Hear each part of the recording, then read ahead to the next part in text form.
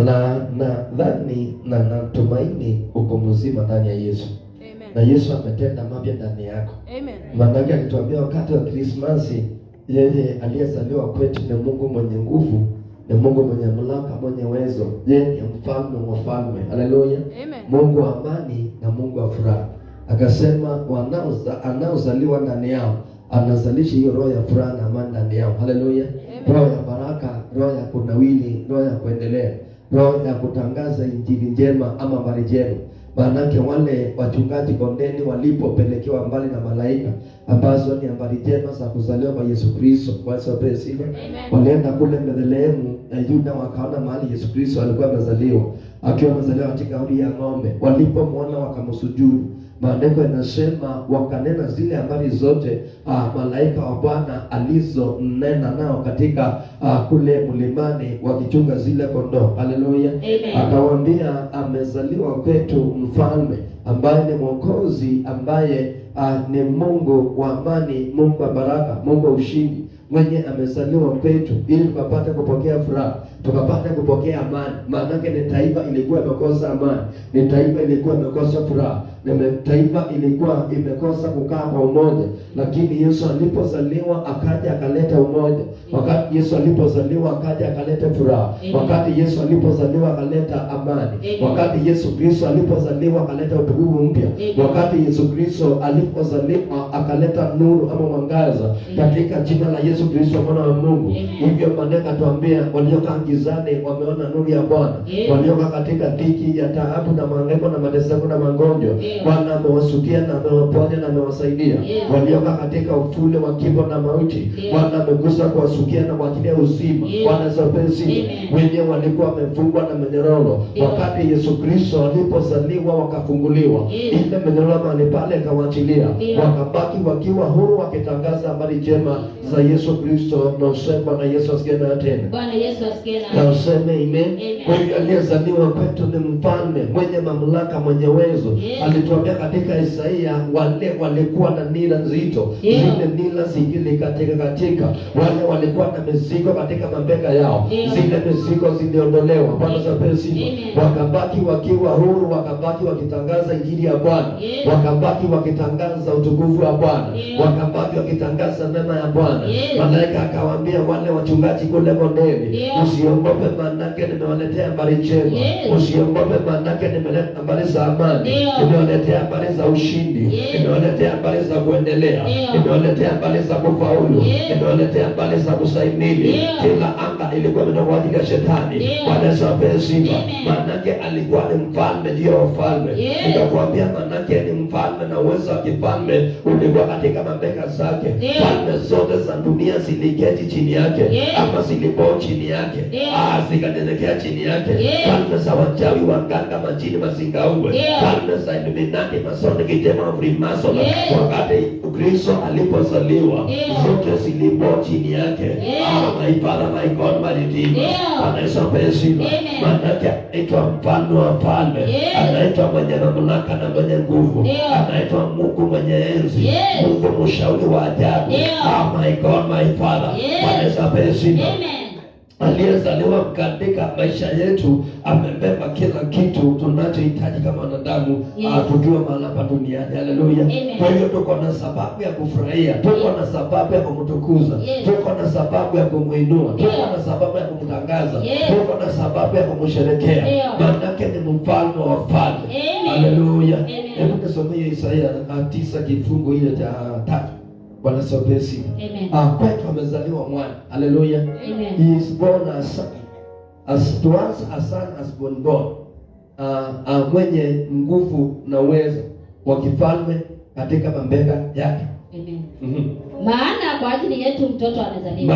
kwa ajili yetu mtoto amezaliwa. Tumepewa mtoto mwanaume.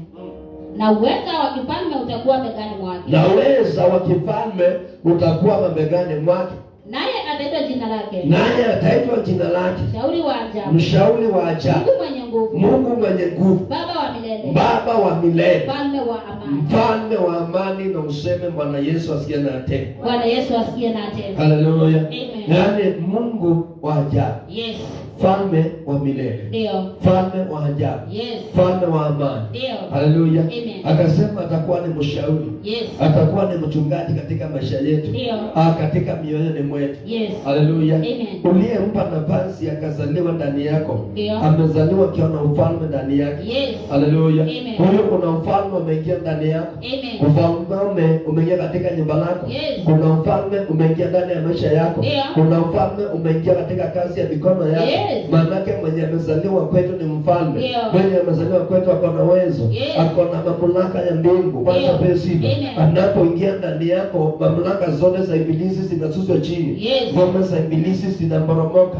Mambo ya ibilisi inaanguka chini. Yes. Utawala wa shetani unaporomoka, unachomeka. Bwana Yesu apewe sifa. Maanake aliyeingia ndani yetu ako na mamlaka na uwezo. Yes. Ako na nguvu zote za kiungu. Haleluya. Na akiingia ndani yako anatenda mema katika maisha yako. Yes. Maanake amesema ataitwa mfalme wa amani.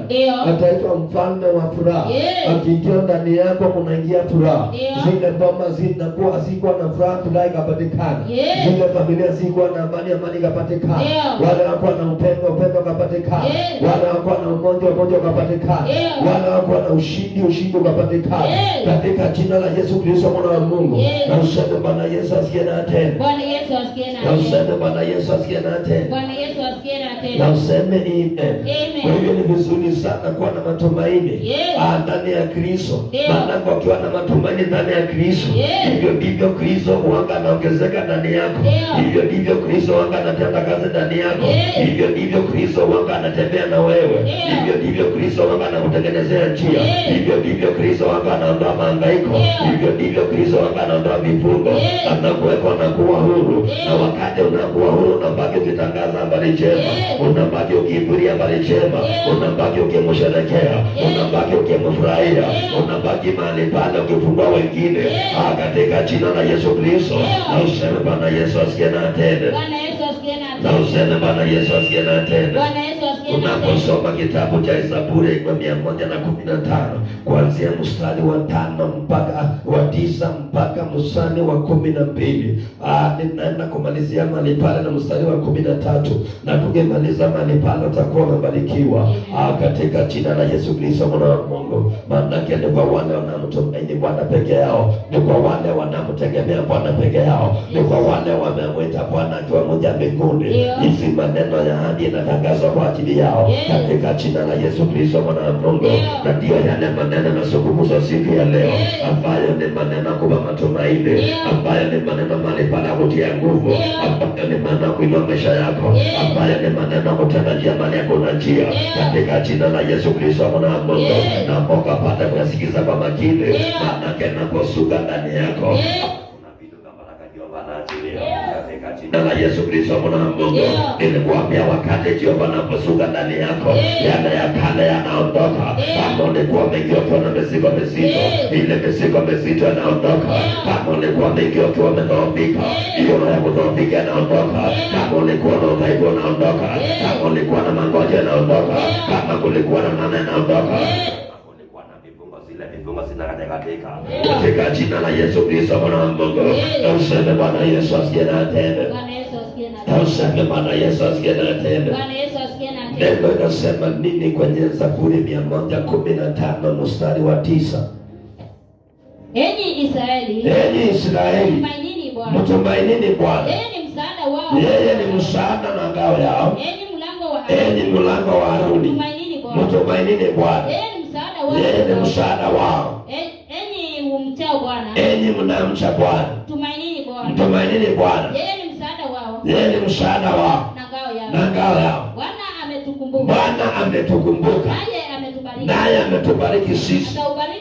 Atabariki mlango wa Israeli, ataubariki Haruni, ataubariki wa mchao Bwana, atawabariki wa mchao Bwana, wadogo kwa wakubwa, kwa wakubwa. Na useme Bwana Yesu asikie na tena. Bwana Yesu asikie na tena. Useme Bwana Yesu asikie na tena. Bwana Yesu asikie na tena. Ile baraka Ibrahimu, note Ibrahimu, Daudi alipokuwa ameidiwa na Mungu. Daudi mahali pale alikuwa anazungumza kwa ajili ya Yesu Kristo.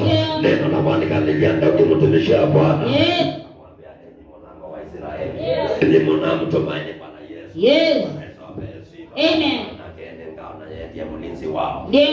Msaada wakati wa atawabariki wakati wa taabu. Katika jina la Yesu Kristo mwana wa Mungu. Ndio. Anasema vile wanavyomtumaini Mungu aliye juu. Wanavyomtumaini Mungu na la dunia. Ndio. Mungu wa mbinguni atawafungua. Ndio. Mungu wa mbinguni atawabariki. Mungu wa mbinguni atawakomboa. Ndio. Mungu wa mbinguni atawasaidia. Mungu wa mbinguni atawapigania. Ndio. Katika jina la Yesu Kristo mwana wa Mungu. Akasema enyi mlango wa Haruni. Ndio. Mliokombolewa kwa jina la Bwana. Ndio wale watoka kwa jina lake. Ndio. Kwa makuhani. Hata kwa mtumaini Jehova. Ndio. Ndio bwana msaada. Ndio bwana tegemeo. Ndio bwana tumainio. Ndio bwana ngome imara. Ndio bwana baraka. Ndio bwana uponyaji. Ndio bwana amani. Wale wote wanamtumaini. Wote wanamuongoza. Wanamkimbilia siku na hata mchana. Wanasema atawaachilia. Wanasema atawapungukia. Wanasema atawapiga uso wake. Wanasema atawatetea. Wakati wa dhiki atakuwa mahali pale. Ili akapate kuwa Mungu wao. Ili akapate kuwa baba yao. Akapate kuwa msaada wao. Akapate kuwa tegemeo. Katika jina la Yesu Kristo mwana wa Mungu. Wakati unawamtumaini Jehova. Manake Jehova ni mwenye mamlaka. Manake Jehova ni mwenye nguvu. Manake Jehova ni mwenye uwezo. Amesema ni mfalme wa amani amezaliwa kwetu. Amani inatawala kwako. Kasi inatawala kwako. Kasi inaingia ndani ya nyumba lako. Bwana Yesu apewe sifa. Bwana Yesu apewe sifa.